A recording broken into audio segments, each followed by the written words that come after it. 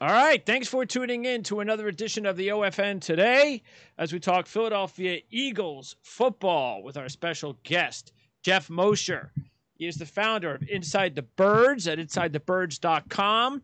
And before we talk to Jeff, I want to, of course, introduce Ryan Dunleavy from the New York Post. He'll be co-hosting this interview show with us as we talk Philadelphia Eagles football. Ryan, how's everything going? It's been a couple of weeks. What's up, Greg? Yeah, I don't think we've talked since the Super Bowl. Yeah, it's been. This is the first time we've had more than a 1 week off since September. Mm-hmm. So kind of missed you, Jeff. Happy to welcome back my buddy here, who Jeff got me started in this industry. Wow. We go back to 2003, I think. So. Yep, you can blame me. Yeah, already. So you can Jeff, definitely blame me. How did you get Ryan in the industry? I gotta hear this.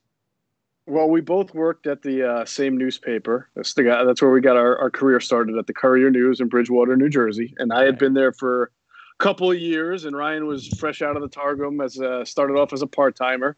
And when I finally had gotten my breakthrough job to go cover the Phillies, it was actually to cover the Phillies, not the Eagles, in Wilmington, Delaware. Ryan had been working pretty hard, and I don't know. I just said, you know what, you guys should just hire this guy to do the job that I was doing, because there's really nobody else who's going to do it better. Because I didn't really do that good of a job myself. So. Please. It's yeah. Did you Greg, go to Rutgers? I went to Penn State. Oh, a little rivalry there, Rutgers and Penn State. Not really. Yeah, no, I know. No, there's really no rivalry. Maybe in 5 years. When you're very dominant over the other party, yeah. I wouldn't call it a rivalry. We'll get there. Yeah. It's gonna be another 3 years. As hard as Ryan tried, by the way, to start a rivalry by assuming that Saquon Barkley would be the 5th best running back on Rutgers way back when. I'm sure that's been discussed on the show before, but no rivalry. Kind of sweet. Hey, but it gave me an in to Saquon when the Giants drafted him. That was. I tweet. Give me a choice, Jeff. Greg, I'd do it again 100 times out of 100, because I met Saquon walks in the first day and he's like, "I know you." You were infamous. Yeah. Not famous. Infamous. Yeah. Any in you know this. Any in you can get in a locker room. So, Jeff, actually, I was talking with Ryan before the show. I hate to get to a little bit of a somber mood here, but with the passing of Irv Cross. And I remember Irv, I don't know how he was related to the Eagles. I know he was in some respect. And Ryan reminded me, yes, he played with the Eagles. So since we have you on, I know you're about Ryan's age then.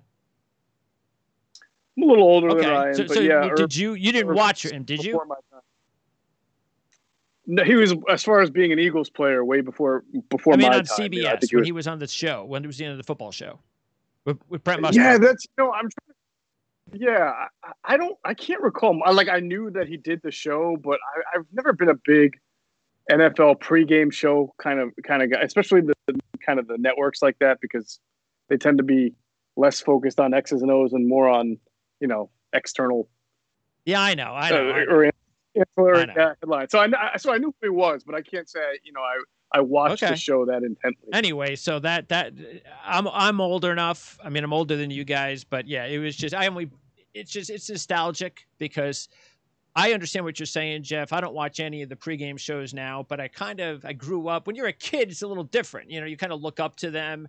That's where I was when these guys were on, Musburger and Irv Cross and Phyllis George and so forth, and Jimmy the Greek. I mean, come on. I mean, it was a different time.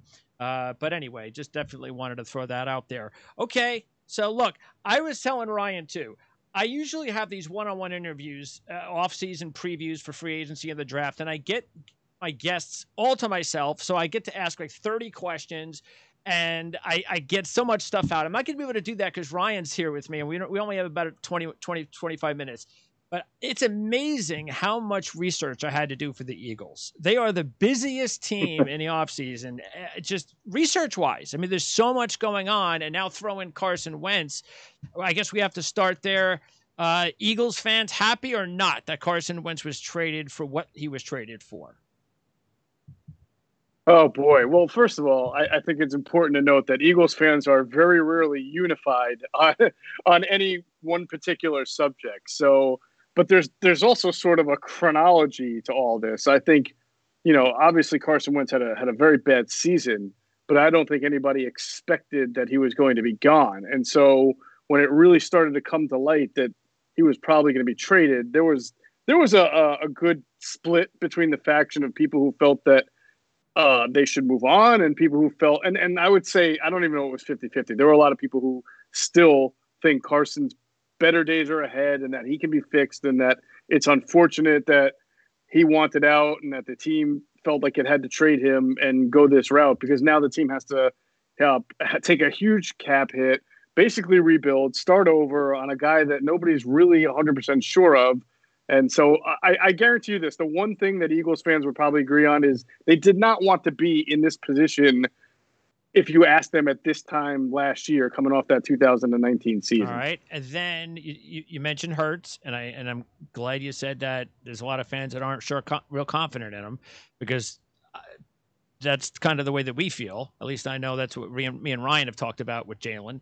So with the 6th pick in the draft, if they stay where they're at, are they taking a quarterback? I think it's very possible. The Eagles normally, when they're picking top 5, 6, 10, if they don't have certainty at the quarterback position, they've done that. Donovan McNabb was number 2 overall.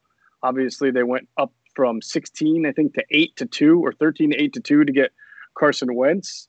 And here they are in a situation that's a little bit unique to them where they can possibly be able to get a quarterback at 6, but they also have a guy who they drafted in the 2nd round who, if you just throw the numbers away or at least bring the context in, as poorly as the numbers might look, he played fairly well. He did beat New Orleans at a time when New Orleans had the best record in football. They were down 16-0 in his first road start at Arizona. Came back, lost the game, but scored a lot of points. He showed a lot of a lot of poise and leadership. And so there were some admirable traits to like about Jalen Hurts. And that's where it feels like the franchise is in a very unique position here where they have to figure out very quickly, because they have a new staff, on whether or not they should give Jalen Hurts the opportunity to be that guy or pick a guy at number 6 or maybe even trade up from 6 to go get a guy.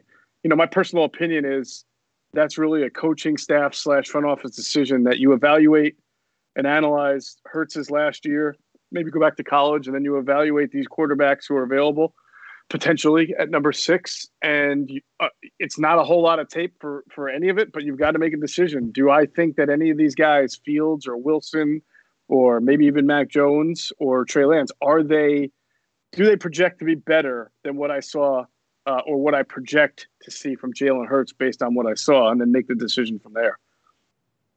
Jeff, I want to go back even further than the Wentz trade. I want to go to hiring Nick Sirianni because who? Nick Sirianni? I know. So look, all our listeners, tune in to Inside the Birds because Jeff and his partner Adam Kaplan are actual insiders. They actually talk to people in the front office. It's not just speculation. So where did Nick Sirianni come from? And was a couple things here, Jeff. Was moving on from Peterson a result of that debacle in Week 17 where they benched everybody and weren't happy? And kind of was Sirianni brought in to placate Wentz, and now Wentz is gone and you're stuck with Sirianni? All right, so let's start with the Week 17 game against the Giants. What happened in that game had zero to do with why Doug Peterson was fired. If it had anything to do with why Doug Peterson would be fired, he would have probably been fired the next day.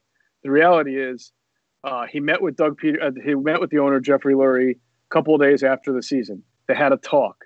Jeffrey Lurie has wanted to see something different in how Doug Peterson both envisions the future of the franchise and also how he's going to shape the coaching staff. The conversation that they had did not please Jeffrey Lurie, and they decided they're going to talk again. So Doug Peterson knew then and there that if he sat down with Jeffrey Lurie again, that he needed to have a different idea for how this thing was going to move forward and who he was going to have as his coaching staff. Doug Peterson chose to not really make too many changes, which can be interpreted as Doug's way of saying, you know what? If you're going to make me hire and fire certain guys, which they've done in the past, then I don't want to be a part of that anymore. Mm-hmm. And that's what led to the decision to fire. Because as Jeffrey Lurie said in his press conference, there's really no reason. He said Doug didn't deserve to be fired. And what he meant was based on resume alone. The guy won a Super Bowl 3 years ago and then made the playoffs twice after that and did it in rallying form. His players play for him. He's always been a great players coach. But Jeffrey Lurie has a different vision of what he wants. And he wanted Doug to have that vision that he shared, and Doug didn't. And that's where the fracture between them or at least the firing happened. Now, I was told that Carson Wentz was brought up in all the interviews with the head coaches, the potential head coaches, as far as they wanted to hear everybody's idea on what they would do to help rebuild Carson Wentz. But as I understand, nobody was told he's definitely going to be there and be back. But they wanted to hear what the plan was. And so obviously Nick Sirianni emerged from the pack. Nick Sirianni was a guy that was kind of not first on their list of people to talk to, but Frank Reich, who has that connection with the Eagles from being their former offensive coordinator, strongly recommended him. And as the owner said, they sat down with him in Florida for 9 hours, which is, oh my God, a 9-hour interview is mind-boggling. And he blew them away. Jeffrey Lurie said with his ability to communicate, his vision, his presence. And that's what, remember, Jeffrey has a history of these kind of hires where nobody ever heard of Andy Reid. He was the only team to interview. I'm sorry, the Eagles were the only team to interview him in '99, and certainly we saw that with Doug Peterson as well. So we'll see if lightning can strike 3 times here for Jeffrey Lurie and the Eagles. Did so? It's crazy that Sirianni blew him away in the interview because his press conference wasn't very blow you away when he dropped about 30 ums every sentence. But how about Wentz? Is he here to? That's what you touched on, the right connection. People, I think outsiders, me included, think Reich recommended Sirianni. Sirianni was here for Wentz. Now Wentz isn't here, so why do you have Sirianni? Well, again, I don't think Sirianni was hired to be a quarterback fixer. I think he was hired because he articulated a vision and had a presence. And listen, I'm not saying he did. I wasn't there in the interview. Yeah. I'm just telling you what the owner said. So you don't think it was just for Wentz? I don't think Jeffrey Lurie hired Nick Sirianni only to be the Carson Wentz fixer. Now, The question is, when Sirianni took the job, was he expecting that Carson Wentz was going to be here? Because if he really wanted to coach Carson Wentz, he should have just never left the Colts. He should have declined the job and stayed as their offensive coordinator, and then he'd be getting what he wanted.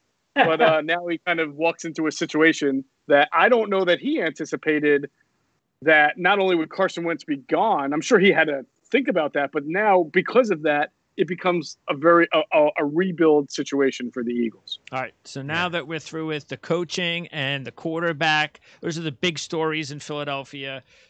Before I get into breaking down the roster for offseason and the draft, this is the 30th ranked team in the league salary cap wise. Is there an answer that you can think of that makes sense as far as players that probably won't be here much longer? Well, we know Alshon Jeffrey, Deshaun Jackson will be gone. Malik Jackson, defensive tackle. Anybody who's, well, I don't want to say anybody, because it's not going to be a rebuild the way, say, the Jaguars or Browns rebuilt. They're not in it like that. But certainly those two guys. I'm curious to see the offensive line. You've got Jason Kelsey, who's going to be, I think, 34. And you've got Brandon Brooks coming back from his second Achilles surgery injury. And Lane Johnson coming back from an ankle surgery. I don't think they're going to get rid of all three, but perhaps one of them won't be back as they try to get younger. And the big one for me that stands out might be Darius Slay. He's a guy that they gave up a third and a fifth to get last year, which is kind of a steal for a Pro Bowl cornerback. Didn't have a great year, and they are now playing a different kind of defensive scheme, totally different than Jim Schwartz's. And so maybe and I don't know this yet, maybe there's a different kind of emphasis on what they want to do defensively. That might make them favor a different type of cornerback, or maybe the front office, knowing they're in a rebuild, will see what they can get for Darius Slay. But the biggest thing with the Eagles is that they can't do kind of what the Miami Dolphins did or what the Jaguars did, because they're not getting first round picks for anybody.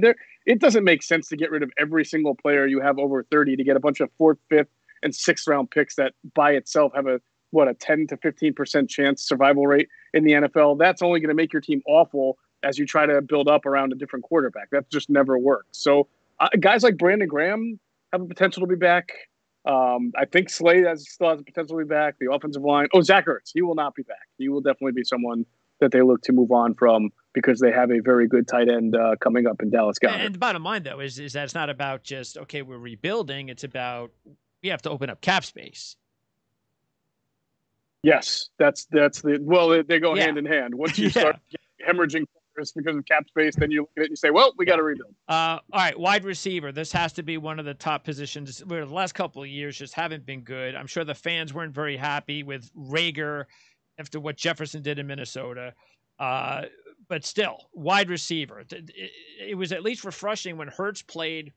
Matter of fact, statistically, I noticed that his yards gained per pass completion was 13.8 to Wentz's 10.4. And when you take a look at the averages from the receivers, they were pretty good. I'm not saying that their catch percentages were great, et cetera, et cetera. They're not the best receivers, but at least when Hurts was in there, it seemed like it was more of a down-the-field throwing game. And if you're going to continue that, you got to get better receivers. Well, so there's a lot of context that goes into those numbers. We'll start with just comparing how Wentz and Hurts were involved. Wentz was clearly, by middle of the season, so not himself that he just did not see wide receivers that were open. And so his numbers are impacted a lot by as many sacks as he took, fumbles that he took, and then you're right. The ones that he did wind up completing would be kind of downfield to Goddard or a few to the wide receivers. He and Travis Fulgham had a nice connection for about 5 weeks there where Fulgham actually led the NFL in receiving for that 5-week stretch. The reason, though, why Jalen Hurts comes in, and Jalen was obviously a better and more effective quarterback when he came in because you couldn't be any worse than Carson Wentz was. But you also have to look at the design of the offense. Doug Peterson, and I find this to be a negative for this past year, not a positive. He was so heavily reliant on a vertical-based offense, which really hamstrung the offense because the offensive line, they have 14 combinations in 17 games. They were so hurt. They had trouble protecting. And for whatever reason, Doug did not seem to care about that and ran a lot of plays with a lot of vertical routes instead of short ones that help the quarterback get rid of the ball quickly. So that's why Jalen Hurts was able to go in and strike some really nice, as you mentioned, the average per pass. Yeah, that was really he was just working within the confines of the offense. But he also had to run about 50 times in 4 games, if not more, because when the line broke down, he had to get out of there. I mean, he was under duress as much as Carson was. So while we're still talking about quarterbacks, because you can't avoid quarterbacks, let me ask you this. Deshaun Watson goes to the Bears, or Russell Wilson goes to the Bears, or some other guy goes to the Bears. Does Nick Foles come back to the Eagles? And would that be the worst possible thing for Jalen Hurts to have, like, the guy who it's like Rocky and then Nick Foles in Philadelphia, right? Like to have Nick Foles looking over Jalen Hurts' shoulder? Yeah. The thing is, it's a good question, Ryan, because not everybody is wired the same way. I think Carson definitely had difficulty dealing with the fact that Nick Foles won the Super Bowl the year that Carson led them there and got hurt. And then the statue of Nick Foles. And then even the next year, Carson had the back injury. And Nick Foles took over, put him back in the playoffs. That clearly impacted Carson Wentz in a way that I don't think impacts every quarterback. I don't see Drew Brees, at least publicly, say anything, or you never saw his play regress just because I almost said Jason Tatum, Taysom Hill was on the field. He had to deal with Phillip Rivers. Remember, Drew Brees had to deal with Phillip Rivers 15 years ago. You're talking about 2 Hall of Fame quarterbacks on the same team. Whatever. Exactly. So Jalen Hurts is the son of a coach, and he's definitely been a very good leader since he got here. And I don't want to say I can't see him being offended by Nick Foles. He wasn't even here for all that. So I think that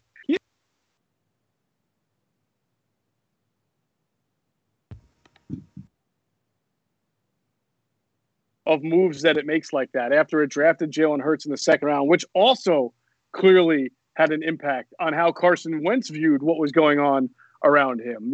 They have to be more conscious of this, but I would say that I don't think Jalen Hurts yet has earned the right to be offended by anything. He just needs to go compete for a job. And if Nick Foles comes here as a backup, just be better than Nick Foles. So offensive line, you think we'll finish up the offense here? Offensive line, you mentioned earlier. They had all those different combinations. Do you think Kelsey's done, Peters done, or they run it back with some of these guys? Jason Peters will not be back. I can almost guarantee you that. And if he did, I may have to propose some kind of crazy, like I'll eat my hat or walk down Center City completely naked. No, I just can't see. He's not coming back. He's not. He's not. I just can't see it happening. Look, Jordan Mailata played fairly well for a guy at left tackle in it's his third year, but the first time actually playing. I mean, he was a rugby player in Australia, 7th round pick 3 years ago, and a project. And he's a massive man. He's 350 pounds and he moves like he's 310 pounds. So they have something there. And remember, they drafted Andre Dillard in the first round 2 years ago. He got hurt before the year started and was out for the year. So they've got a good enough tandem to battle it out there for left tackle. That doesn't mean Jason Kelsey's definitely coming back. At center, they do have some guys who can play center, so I think he's kind of a wild card right now. If I were the team, I would look to see if I could get a decent draft pick for Brandon Brooks. He's a Pro Bowl, all-pro right guard who's coming off his second Achilles. And, as you're rebuilding, you can get rid of that cap number and you can get something in return. But look, if he comes back and Lane Johnson comes back, Eagles still have a pretty good offensive line compared to what most teams have these days. It almost reminds me a little bit, Jeff, of where the Giants were after they won their last Super Bowl with like O'Hara and Deal and Snee. It's like, they're still good enough, but they're old. Do we bring them back? And the Giants obviously did the wrong thing because they've been terrible ever since. But it's almost like that no man's land that you don't want to be in.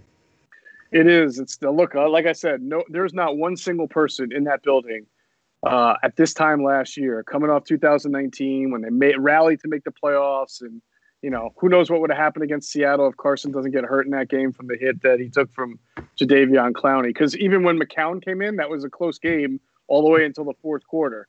So nobody saw this coming. That's the one thing. Like, you can say about Cleveland and Jacksonville, they're kind of used to this kind of environment, and they know when they're rebuilding. They know months in advance that they're going to have to do this. This was really sprung upon the Eagles. Nobody knew they were going to be in this position 6 months ago. That's why it reminds me of the Giants, because John Mara still can't figure out how it happened 9 years later. It sneaks up on you. Life comes at you fast, as the kids like to say. All right, Jeff, let's talk about the defense. You mentioned that it's going to be a different scheme. They're going to play it differently. So are they going to move? Are they staying with a 4-3? Are they switching to a 3-4? And how is that going to affect the players right now on the roster?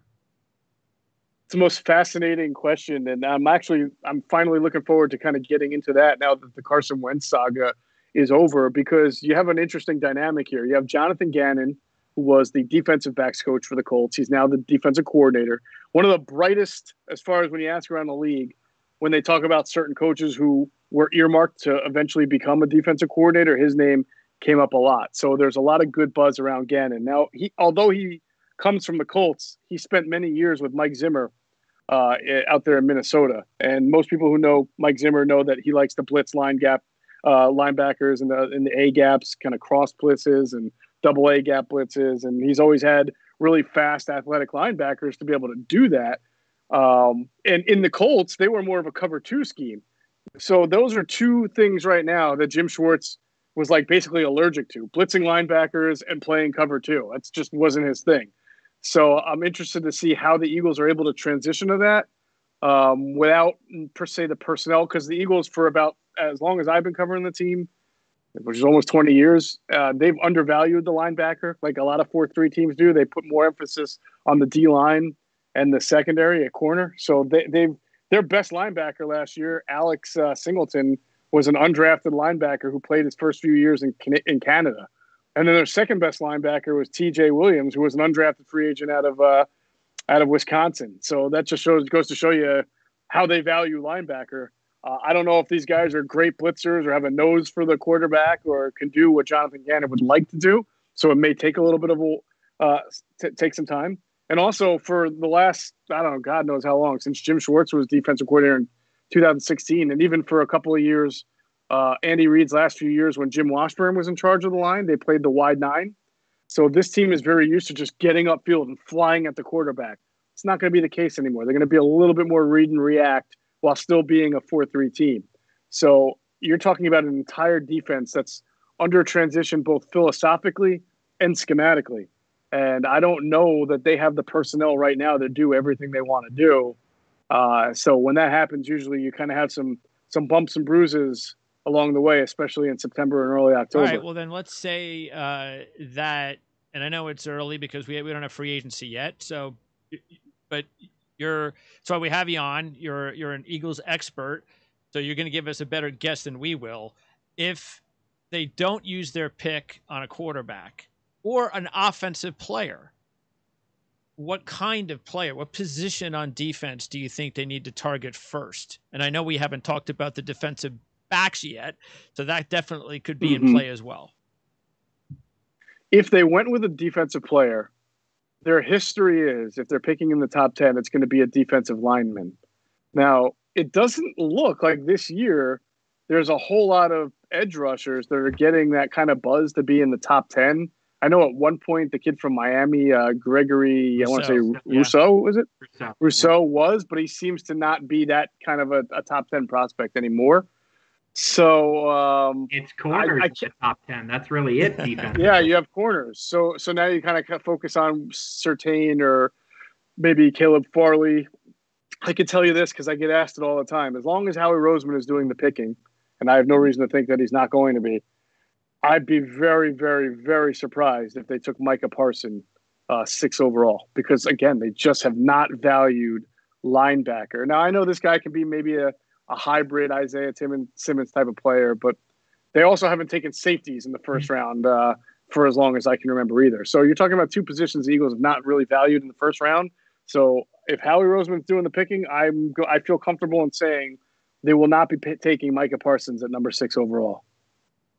Yeah, I don't think the Giants are taking him at 11 either. I want to flip. Last thing for me, Jeff, I want to flip back to the offense for a sec. Is you mentioned the buzz around the defensive coordinator, but I've heard we talked to different people. I've heard a lot of buzz about Shane Steichen for a long time, and then obviously what he did with Justin Herbert last year. That feels like an absolute steal for the Eagles. Well, it could be. I mean, when you ask around, you kind of get nobody says Steichen didn't do a good job, but they kind of credit Herbert's development to Pep Hamilton, who was the quarterback's coach, which is fair. I mean, that's the guy who's with him in the room every single day. Just like when Carson Wentz had a great 2017, John DeFilippo actually was the one that internally got more credit per se than Doug or Frank Reich. But certainly the offense, while Shane was calling the plays though, right, for the Chargers. He was the play caller. Yes, he was the play caller for the first time this past year. And they were a decent offense, and a lot of that is because Herbert was pretty good. If not, they probably wouldn't have been. I think they were middle of the pack statistically. So, I don't know. I'm kind of in a let's see how it goes. He doesn't have Justin Herbert right now. He may have Jalen Hurts. He may have somebody else. And certainly he doesn't have anything at this point resembling a Keenan Allen. I mean, they hope that Jalen Reagor or any of their other widers, Travis Fulgham, kind of develop into that. But they don't have an Austin Eckler either. They have Miles Sanders, who is very explosive, way more than Eckler, but they don't have anybody who's caught the ball 50 to 60 times. And I don't think Boston Scott is really ready for that kind of a role or equipped for that kind of role. So it's a different kind of offense that he's going to be presiding over. And do remember, Nick Sirianni is going to be the one who's calling the plays anyway. I lied. I have one more for you. Is there one? I know they're in cap purgatory, but is there a free agent out there that you think this is the guy the Eagles are going to target whenever they can make however much room? This is the guy who makes the most sense for the Eagles. See, now cap purgatory assumes that they're kind of in that middle ground. We like to call it cap hell, but it's not as bad. I mean, they're going to get rid of a bunch of players who you expect them to get rid of. And everybody says, see, that's not that bad. And I'm like, yeah, but those players can actually still play a little bit. So no good players. You're going to be a bad team because of it. People don't want to, either way. But the point is they'll be able to get in cap compliance fairly soon. Actually, they have to, like every team. And they will have to get a little bit under because they have no quarterback other than Jalen Hurts under contract next year. So whether it's Nick Foles, whether it's Marcus Mariota, a name that I've heard associated with the team, they're probably going to have to spend some money there to bring in a backup of some kind of veteran, pedigree, which is ironic because last year when they drafted Jalen Hurts, they said that, Yeah, well, they said that the reason why they're doing that was because they were tired of having to pay a lot of money for veteran backup quarterbacks who they've had to use a lot, and now it looks like they're going to have to pay some money for a veteran backup quarterback. So we'll see what they have to do there, but they certainly have that kind of hole to fill, and I do think they need a bigger running back, which you can get fairly cheaply. A market type. Yeah, something like that, a thumper. They need a number 2 running back who's got a little thunder to the lightning that Miles Sanders presents.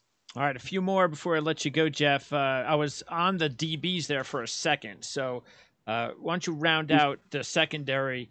Oh, because it looks like there's 3 unrestricted free agents, including last year's slot corner Roby Coleman, who did not play well. Jalen Mills, though, seemed to play well from his transformation from corner to safety.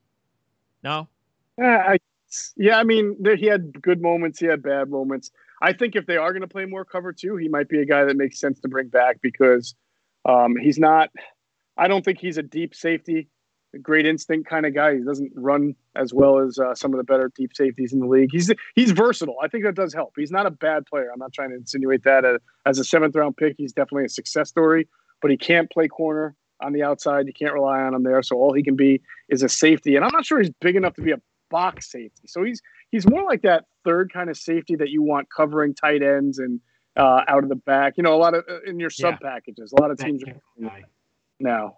So the big question is, Avonte Maddox is a 5'10" corner who has played better in the slot than outside. They needed him on the outside last year, opposite Slay. It didn't work. I do think they're going to move him back to the slot, which will open up another outside cornerback spot that they have nobody to replace right now. So they're either going forward with a kid that they draft or somebody that they sign as a veteran free agent, and we'll have to see. But it's not a great situation for them there. In a passing league, it's definitely not a great situation. All right. Then also, I asked you where you think they would go on defense if it was an offensive player.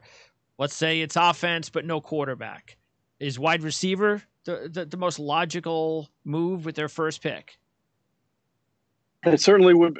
I'm a best player available type of person. So if Jamar Chase is there or Waddle from Alabama, I'm of the opinion that Waddle is going to go higher than Devontae Smith. I know that sounds like crazy talk these days, but I do think the size factor is going to wind up catching up to Devontae Smith, and that may be good. He'll drop to somebody a little bit lower and maybe be very explosive for them. But I tend to think Jamar Chase and Jalen Waddle will be kind of the first 2 wide receivers off the board. And if Chase is there at 6, I think the Eagles will be, ridiculous to pass up on him if he's the top rated guy on their board. Okay.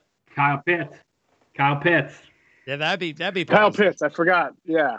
Look, there was a time I would say, much like drafting a linebacker, that you would rule out the Eagles taking a tight end at 6. But again, new coaching staff, maybe some new philosophies. If you really believe that Kyle Pitts can line up on the outside a little bit and beat corners on the outside, and you can move him around and play him 75% at least of the game, then obviously you would have to have him factor in there at number 6. All right. Plus he's from Philly. Last question, Jeff, and I was just taking a look at all the rumors online, and of course it goes crazy this time of year. I get it, but starting to believe now that maybe what we've been seeing lately, that these weird rumors might come to pass, where we could see some more big trades. If there was a real crazy, surprising move that the Eagles make in the next month, whether the draft, a free agency, or a trade, can you give me one?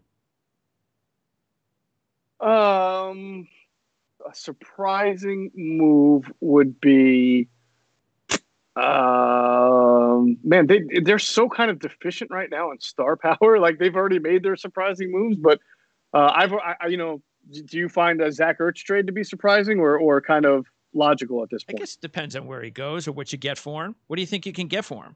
Yeah, the Eagles can get for him. I think that because it depends on whether teams evaluate him as a guy who just had a bad year with a bad quarterback play, or a guy who still has 3 or 4 really good years left. And there are teams like Seattle and New England and Carolina, teams that like to play 2 tight ends or even have Ertz be an upgrade. I think if you can get enough teams in, you might be able to get a 3rd or a conditional 4th that can become a 3rd. But there's really, when you're in the position the Eagles are in, which is needing to shed so much money to get cap compliant, I don't know that anything can be considered a surprise. I mean, Jason Kelsey could wind up getting cut and signed somewhere else. Maybe Brandon Brooks or Lane Johnson get traded. But I'd be shocked by nothing at this point because they have a lot of maneuvering they have to do. So Fletcher Cox ain't going anywhere then. Well, that's the thing is that his contract, if you trade for it, you're not going. No one's giving up if Fletcher Cox got cut tomorrow, 31 teams would try to sign him. But if you ask 31 teams what they'd be willing to give up in a trade for his salary at his age, you probably may get 2 or 3 takers and nobody really giving you that much more. So that nobody giving anything really great in draft compensation for it. All right, Jeff. And the funny thing is, we just made the Eagles sound terrible for 35 minutes, and they could still win the NFC East next year because every team in that division has the same amount of questions. Plus the extra playoff team. I mean, all you have to do is be kind of 500-ish or around there, and you're in it. So you never know. The Bears made the playoffs. The Bears were terrible. That's right. They did. I didn't ask you on the open, Jeff. Tell us about Inside the Birds. Any Eagles fans that are watching out there? Yeah, Inside the Birds, we were a podcast, but I like to consider us now a small digital media company. We have our Inside the Birds podcast that drops with myself and Adam Kaplan every Monday and Thursday in the off season at 6 a.m. We have a new show that we're about to debut on Wednesday featuring former Eagles Jason Avant and Quentin Michael. It's going to be called Q&A. They'll be giving us their evaluations of the Eagles once every Wednesday. We also have our InsideTheBirds.com where we have our written content. Inside the Birds YouTube channel has all of our podcasts, all of our shows, and our 4 o'clock interviews with a radio station in South Jersey, 97.3 ESPN. So we put that on our YouTube channel every day as well. So all of our content can be seen on our YouTube channel and absorbed through any podcast platform. And we're also working on bringing in Greg Cosell for 6 weeks to do draft evaluations leading up to the draft pretty soon. So, and everything's free. Yeah. Yes, awesome. Everything is free as far as, you can be a free subscriber to the website, to the YouTube channel, to our, by the way, we have a Facebook community group as well. Inside the Birds is on Facebook and you can see us there. And we have a live stream. I forgot to mention that Adam and I will be doing where we answer questions every Tuesday night at 8 o'clock starting tomorrow. So come ask us questions and we'll answer. And Adam's an NFL insider too, so you can ask him about non-Eagle stuff as well. Well, we hope to have you on again. I didn't realize that you two guys were so close and had such history. I don't know what's taking you so long to get on this show then. So I try to rotate. I did Elliott once. Okay, So. Wait. Hold on. Now I'm offended. I see how it is. You're so busy, buddy. I didn't want to impose on you too long. You got so much. You're trying to butter me up. It just took you a minute and a half to name all the different things you're doing. It's a fair point. I'll give you that. Thanks, Jeff. Appreciate it. We hope to hear from you again. All right. Thanks for having me on. Really appreciate it, guys. Have a great one. Thanks, Jeff. All right. That is Jeff Mosher. And Ryan, let's just close this out. We'll be on next week. That'll be 2 days just before free agency begins. We're going to talk Giants football. Then we're also going to have a free agency preview show. And like I was just saying, there's so many rumors out there that are happening right now.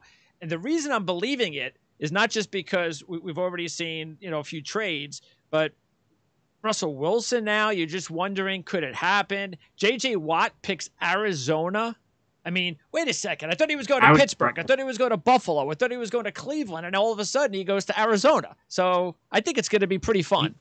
He took the most money. That's what he did. He took the most money, which I got no problem with that. I take the most money. Most people take the most money, but that's what he did. He took the most money. So. Well, that's going to be a lot of fun, though, previewing free agency, because it's going to be a week from now when I get the feeling that there's going to be an awful lot of activity, even between now and next Monday. Maybe there'll be some more signings. Maybe there'll be some more trades. But I'm just happy that once we get through to it, then that it makes it a little easier to understand how the draft is going to come about, because we don't even have anybody tagged yet. And we're still hearing that Dak Prescott might even get traded. So I don't even know what to believe. I think it'll be a wild free agency because the lower salary cap means there will be more salary cap casualties. So So players who wouldn't even be free agents and currently aren't free agents are going to become free agents in the next 8 days or 10 days that are really good players. So Yeah. they're going to be a wild free agency. And yeah, like you said, Dak Prescott could get traded. Really, the Watson domino is the domino to fall, right? Because what if I read somewhere today, somebody speculated this. I forget who it was, but it certainly, why couldn't the Texans and Cardinals now make a trade? Watson's there. Hopkins is there. J.J. Watt's there. Could the Texans do any better than Kyler Murray and a draft pick for Deshaun Watson? I mean, that's the best possible. Forget Darnold. Forget, whatever they could. Tua. Forget the number 2 pick. How about Kyler Murray and a draft pick for Deshaun Watson? That sounds pretty good if you're the Texans. Yeah, I don't see that happening, only because, I mean, the whole idea of bringing Kingsbury in was the whole Kyler Murray Kingsbury deal, and I don't know. He didn't have Deshaun Watson to pick from. That's true, but I don't know. I look, anything can happen. Sure. I mean, I didn't think J.J. Watt was going to Arizona. So. Correct. That's what's beautiful about the NFL. It was never an anything can happen league, and now it's suddenly like an NBA, where it's like the NBA. I don't watch much of the NBA, but the NBA is an anything can happen league. James Harden's on the Nets. Suddenly, the NFL is an anything can happen league. What's the deadline for tags? Is that a week from tomorrow, March 9th? So that'll actually be when we do our show next week. We'll know pretty much who's going to be tagged and who's not. Pretty much. Okay, looks good. Can't wait to. And of course, as you know, since I'm a Jet fan, I knew this was going to happen with Watson, and I still think this is going to take forever. I really do. I mean, out of Houston, every time you hear Deshaun Watson, now he has a meeting with the head coach, but he still doesn't care. I'm not playing with them anymore. And then what does Houston's the word out of Houston is, we're not trading him. So we're not. So, and again, I understand they're probably going to say that because they want to amp up whatever value they can get in the trade. But I don't know. I still get a feeling it is going to take a while. Who knows? Maybe we see Russell Wilson traded before we see Deshaun Watson traded. I don't think Russell Wilson will get traded because the cap hit is $39 million. I don't think he's getting traded either. I had Corbin Smith on, who's our Seattle analyst a couple of weeks ago, and he thinks it's just all, Russell Wilson is just trying to make a plea. I need protection, and go out and do whatever you can. I don't want to be running around for my life anymore. Just get some better players in here, and so yeah, I don't think he's going anywhere. Logan Ryan, the Giants safety, who's probably one of the smartest players I've been around in the NFL, said something interesting on Sirius Radio last week or 2 weeks ago, that Tom Brady leaving the Patriots for the Buccaneers and then winning a Super Bowl has opened eyes to players around the league. And Logan talks to hundreds of guys. He's been on the Patriots, the Titans, and the Giants. About how they can seize their own power. And that kind of seems what Russell Wilson is doing. Like, I'm not just going to let the Seahawks control my life anymore. I'm going to speak out. Tom Brady has opened guys' eyes that you don't have to be a product. You can have influence on your own future in the NFL, just like guys in the NBA do. Well, either way, I think it's going to be a lot of fun. I think this offseason is going to be crazier than any offseason that we've ever experienced. And of course, there's a big reason for that. Well, the COVID thing taking away $20 million in salary cap space per team? At least it's going to be one. It would have been 210 or 215 this year, and now we were talking 180, 185. Okay. So probably up to 30 million. And look, I think all the quarterbacks changing teams this offseason is going to be what makes it interesting. Think about this, Greg. I'll wrap it on this. Last year, 2 Hall of Fame quarterbacks changed teams, and this year is supposed to be wilder than that. Phillip Rivers and Tom Brady changed teams last year, and this year is supposed to be more wild than that. That's crazy. Well, we'll talk all about it on next Monday, and again, don't forget we'll also talk New York Giants football next Monday as well. And then it's off to free agency. Ryan, appreciate it. Thanks for booking Jeff on the show. Obviously, he does a great job. He really knows what's going on with the Eagles, and we'll hope to have him on again sometime soon. So we'll talk Giants football next week.